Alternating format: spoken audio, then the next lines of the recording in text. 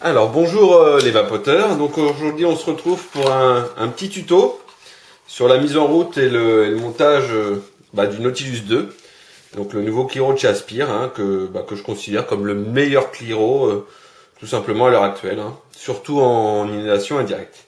Donc quand vous recevez, vous avez ces éléments là, donc le Cliro en lui-même, un petit sachet de joint de rechange au cas où, hop, un petit verre de remplacement du Pyrex si jamais vous le cassez. Vous avez également une mèche de rechange. Alors celle-là est en 1.8 ohms. Donc personnellement, je préfère l'autre qui est déjà installé, qui est en 0.7. Et vous avez un deuxième drip tip de remplacement, voilà, d'une autre couleur. Donc il y en a un couleur argent et un couleur noir. Alors, on va voir comment ça se passe pour la première mise en route.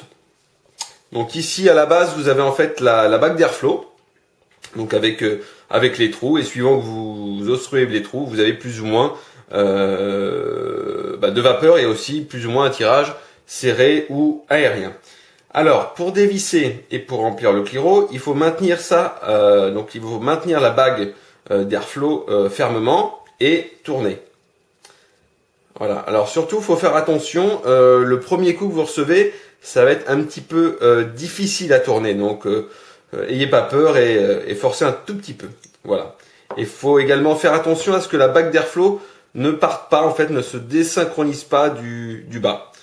Donc ensuite, on a ça, donc avec le Pyrex et la résistance qu'on voit à l'intérieur. On peut enlever délicatement le Pyrex. Voilà. Donc là, on voit que le Pyrex est en fait maintenu par un gros joint qui assure en fait l'étanchéité du système. Donc pour la première mise en route, on va imbiber un petit peu la mèche. Donc là, moi, je suis sur un liquide, liquide de Liquideo du Strawberry Fix. C'est un liquide que j'adore. En fait, c'est du milkshake à la fraise qui est pour moi plutôt réussi. Donc alors pour imbiber, on va regarder là, il y a des petits trous il y en a 4. On va essayer de mettre 2 gouttes dans chaque petit trou. Tac, tac, tac, tac, et le dernier trou ici. On va également mettre des gouttes à l'intérieur de la résistance. Donc là, on va en mettre 4 en essayant de tourner pour que ça soit fait de façon homogène. Voilà. Donc une fois que c'est fait, on vérifie également que la résistance est bien vissée, donc là elle est bien vissée. On remet en place le Pyrex, voilà, délicatement. On le met bien jusqu'en bas. Et donc là maintenant on va pouvoir remplir notre réservoir, donc comme ceci tout simplement. On se met à côté l'espace entre le Pyrex et la cheminée. Donc on remplit tout simplement, voilà. Donc je vous conseille de remplir on va dire à peu près à cette hauteur-là, à peu près. Ensuite, on prend la cloche, on revisse.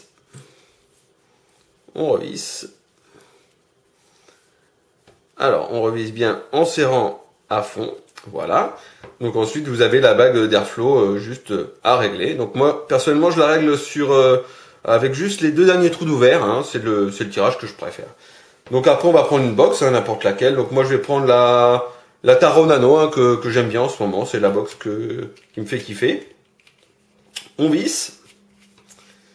Hop, voilà, on vérifie que ça s'est pas déplacé. On allume la box. Alors moi pour ce Cliro, je me règle sur 21, entre 21 et 22. Donc là on est à 21.5. Donc on vérifie que ça crépite. On entend bien le crépitement et on tire.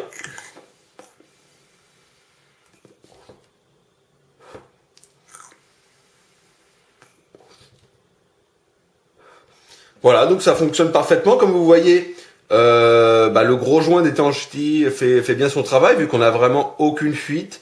C'est super propre. Donc là le Cliro, la couleur du Cliro est pas super bien assortie avec les box. Mais je vous laisse faire votre propre petit setup idéal selon vos goûts.